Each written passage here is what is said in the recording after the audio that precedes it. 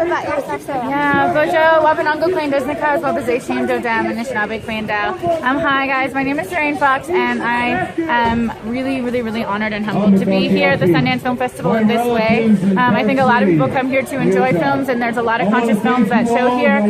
So I think it's a perfect place to continue to remind people of the messaging and of the frontline communities.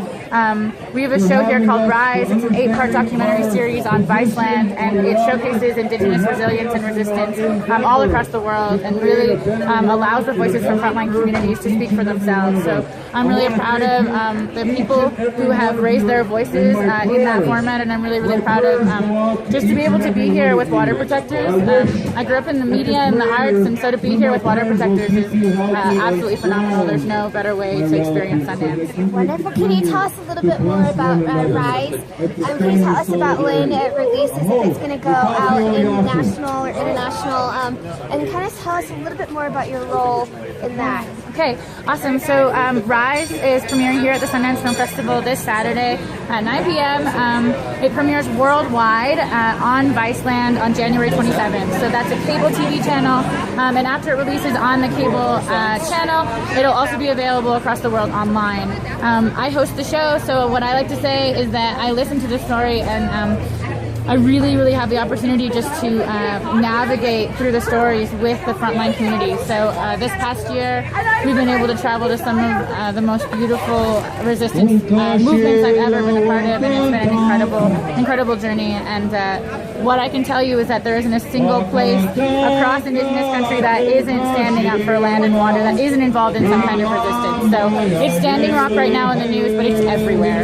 Yeah, it's really beautiful. A lot of a big part of the success that, in my opinion, that the Standing Rock Sioux Tribe and the Dakota Access Pipeline protest has had is because of the youth.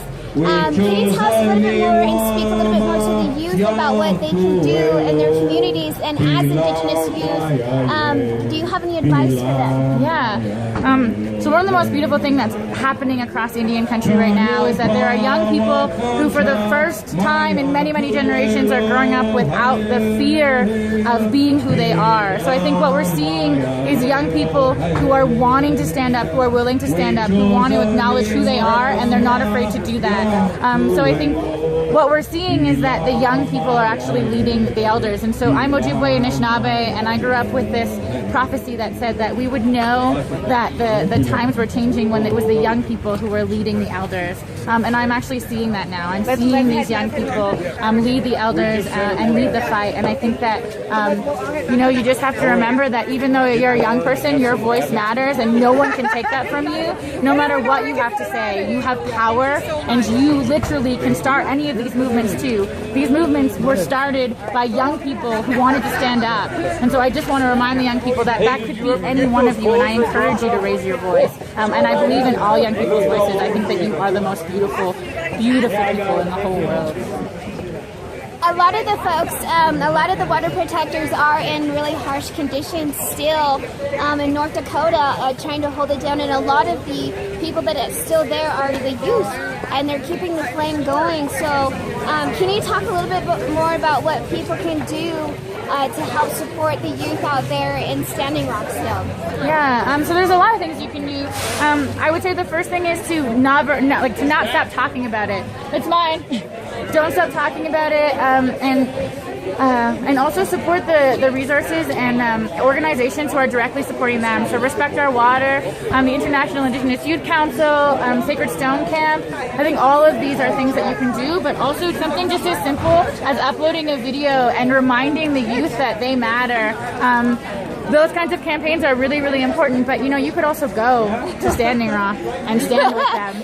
You could also go to DC and stand with them. The possibilities are endless. I think that we put limitations on ourselves because we make excuses, and this is the time when there are no more excuses.